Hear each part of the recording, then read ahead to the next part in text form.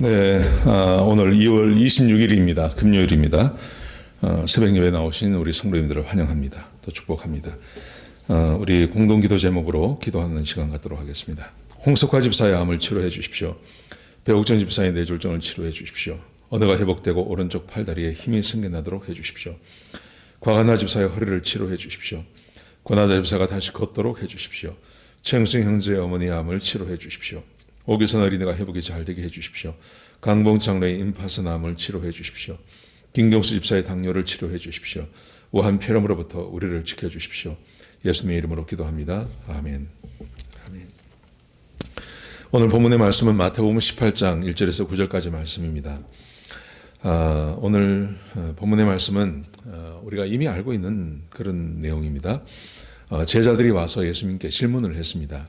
예수님, 천국에서는 누가 큽니까? 천국에서는 어떤 사람이 큰 자입니까? 이렇게 질문을 했습니다. 우리는 대부분 천국에 가면 다 똑같을 거라고 생각합니다. 그래서 우리는 이런 질문을 하지 않죠. 근데 예수님께서 이 질문에 대답을 하십니다. 그러면서 어떤 사람이 큰 자라는 것을 말씀해 주십니다. 여러분, 우리가 이 땅에 살면서 높은 사람이 있고 낮은 사람이 있고 능력이 많은 사람이 있고 없는 사람이 있고 그렇게 여러 가지 분류가 있지 않습니까? 그런데 천국에도 그렇다는 겁니다. 천국에 많은 상을 받는 사람이 있고 상이 없는 사람이 있습니다. 천국에 이미 우리 구원받은 하나님 백성들은 천국에 다 갑니다. 천국에 다 가는데 그 천국에서 영원히 살게 됩니다. 천국에서 영원히 살게 되는데 그 살게 되는 천국에서 큰 자가 있고 작은 자가 있다는 것을 기억하셔야 됩니다. 그리고 이 땅에서 얼마든지 내가 하나님의 일을 통해서 큰 자가 될 수 있다는 것도 기억하셔야 됩니다. 우리는 이 땅에 한 100년 남짓 살면서 많이 가지지 못한 것, 또 많이 배우지 못한 것, 남보다 능력이 떨어지는 것, 이것에 대해서 얼마나 많은 스트레스를 받고 인생 전체가 달라지는 모습을 갖지 않습니까? 근데 천국에 가서 높은 자가 있고 낮은 자가 있다. 이것을 좀 기억하시고 예수님께서 이 말씀을 하시는 것을 보시면, 그리고 이 말씀이 성경에 기록된 것을 보시면 큰 자와 작은 자가 되는 것이 작은 문제가 아닌 것 같습니다. 자, 그러면 천국에서 어떤 사람이 큰 자가 되는지 쉽습니다. 어려운 게 아닙니다. 굉장한 일을 하는 게 아닙니다. 아주 쉽습니다. 자, 우리가 한번 보시겠습니다. 첫 번째, 예수님께서 3가지를 말씀하시고 내일까지 하면 5가지를 말씀하시는데요. 첫 번째, 예수님께서 이렇게 말씀하십니다. 천국에 들어가야 한다. 이렇게 말씀하세요. 천국에 들어가야 한다. 자, 3절에 보시면 예수님께서 어린 아이 한 사람을 제자들 앞에 가운데 딱 세우십니다. 그리고 말씀하시기를 너희가 이 어린아이와 같이 되지 아니하면 결단코 천국에 들어가지 못할 거다. 이렇게 말씀하세요. 어린아이처럼 되지 않으면 천국에 들어가지 못한다. 천국에서 큰 자가 됩니까? 작은 자가 됩니까? 이거보다 더 중요한 것은 천국에 들어가느냐 못 들어가느냐는 거죠.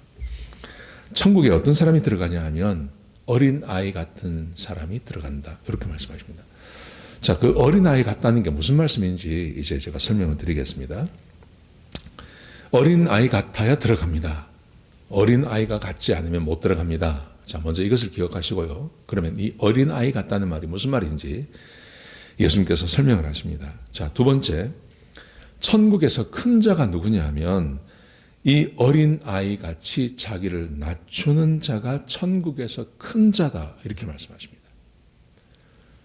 천국에 들어가는 사람, 그 다음에 천국에 들어가서 큰 자가 되는 사람, 어린아이 같아야 되는데 어린아이에게는 여러 가지 특징이 있습니다. 어린아이는 어른보다 능력이 없습니다. 아는 것도 없고요. 능력도 떨어지고요. 고집도 세고요. 하여튼 여러 가지가 있습니다. 아이들은 막 마음에 안 들면 울고요. 그런 게 있습니다. 자, 그런데 그 어린아이의 특징 중에 한 가지를 말하는 겁니다. 어린아이의 모든 것을 다 본받으란 말이 아닙니다.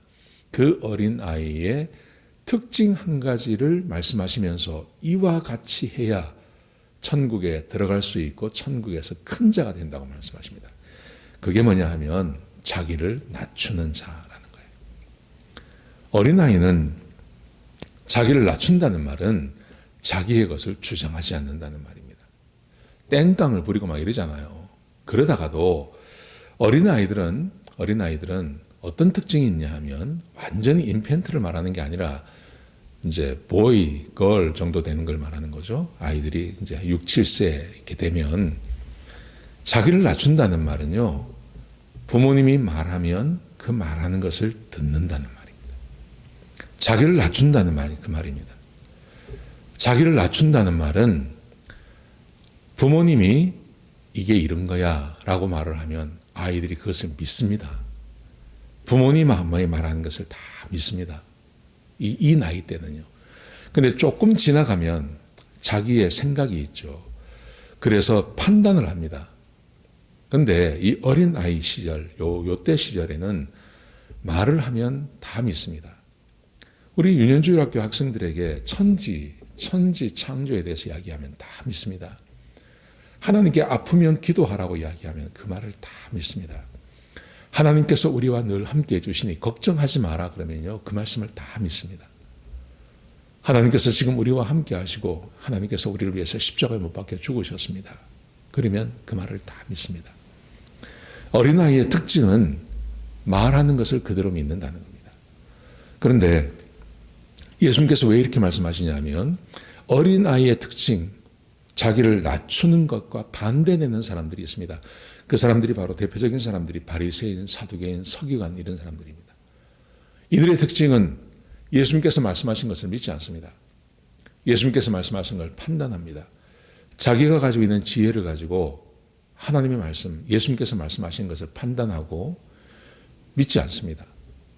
이게 반대되는 겁니다. 바리새인, 서기관, 사두개인, 제사장 이런 사람들, 그 당시에 부족함이 없이 많이 가진 사람들, 이런 사람들은 하나님의 말씀을 전혀 듣지 않습니다. 예수님께서 말씀해도 믿지도 않고 받아들이지도 않습니다. 그런데 어린아이 같아서 하나님의 말씀을 순수하게 받아들이는 사람들, 이 사람들이 천국에 가면 큰 자가 된다 이렇게 말씀하시죠.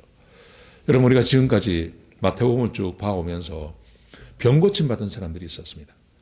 그게 12의 혈류병을 앓던 여인도 될 수 있고 또 관리도 있죠. 거기 관리도 있고 날 때부터 소경된 사람도 있었고 문둥병자도 있었고 귀신 들려서 보지도 못하고 말도 못하는 사람도 있었고 중풍병자도 있었고 굉장히 많은 사람들이 있었습니다. 근데 이 사람들이 특징이 뭐냐 하면 예수님을 보면서 예수님께서 말씀하신 것에 대해서 전폭적으로 믿고 받아들이기로 결정한 사람들입니다.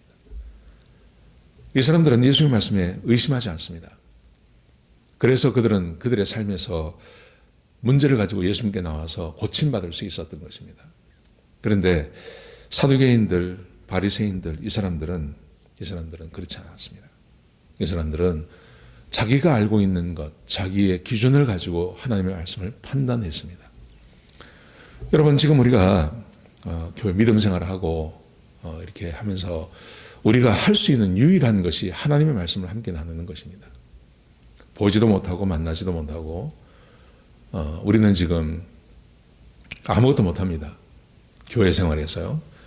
그런데 유일하게 할 수 있는 것이 다행스럽게 현대 과학이 발전을 하면서 이렇게 영상으로 이렇게 하나님 말씀을 나눌 수 있게 되었습니다.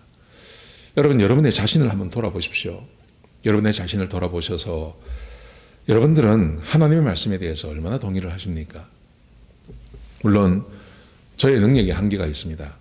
저는 하나님의 말씀을 100% 다 알지 못합니다. 그리고 전달하는 데 있어서도 미숙한 것이 많습니다. 그래서 하나님 말씀을 제대로 잘 전달 못하죠. 여러분, 그렇지만 하나님 말씀을 듣는 그 여러분의 마음 가운데 하나님 말씀을 순수하게 100% 받아들이고 하나님 말씀을 이 어린아이처럼 그대로 믿으며 하나님께서 말씀하신 것에 대해서 의심하지 않고 받아들이는 그런 믿음을 가지고 계십니까? 그렇게 지금까지 믿음 생활을 해오셨습니까? 그리고 앞으로도 그렇게 믿음 생활을 하실 것입니까? 그러면 천국에 가서 분명히 큰 자가 되실 것입니다. 큰 자가 되실 것입니다. 얼마나 쉬운 겁니까? 이게 그렇게 어려운 게 아닙니다. 만약에 마음에 불신이 생겨나고 그게 제가 이 설교자가 하나님 말씀을 잘 전하지 못해서 그런 거라면 상관이 없습니다. 그런데 누가 봐도 하나님의 말씀을 전할 때 그 아주 기본적인 것에 대해서 동의하지 못하고 하나님 말씀에 대해서 의심이 있고 하다면 우리는 구원부터 한번 체크해 봐야 되는 거죠. 그리고 천국에 간다 하더라도 하나님 말씀을 계속 의심하고 받아들이지 못한다면 천국에 가서도 큰 자가 되지 못한다고 말씀하십니다. 자, 그런데 이제 왜 사람들이 하나님의 말씀을 이렇게 받아들이지 않는 쪽으로 가냐 하는 거죠. 이것은 구원받지 못한 사람들은 그럴 수 있습니다. 구원받지 못한 사람들은 하나님 백성이 아니고 또 성령이 우리 안에 거하시지 않기 때문에 하나님 말씀을 받아들이지 못하는 그런 원초적인 문제가 있습니다. 그런데 그렇지 않고 하나님 말씀을 잘 받아들였습니다. 하나님 말씀을 잘 받아들이다가 중간에 변질되는 경향이 있습니다. 근데 그 중간에 변질되어서 하나님의 말씀에 대해서 불신하고 하나님 말씀을 받아들이지 않고 하나님 말씀에 대해서 이렇게 자기가 주장하는 태도를 갖게 되는 경향이 있습니다. 지금 예수님께서 그 문제를 다루십니다. 왜 그리스도인들이, 왜 하나님의 백성들이 하나님 말씀을 잘 받아들이지 못하는가? 이 문제를 예수님께서 말씀하십니다. 그게 뭐냐면 실족하게 하는 것입니다. 실족하게 하는 것. 자, 여러분 한번 보시겠습니까? 5절에 보시면 또 누구든지 내 이름으로 이런 어린아이 하나를 영접하면 곧 나를 영접함이니 누구든지 나를 믿는 이 작은 자 중 하나를 실족하게 하면 차라리 연자 맷돌이 그 목에 달려서 깊은 바다에 빠뜨려지는 것이 나으니라.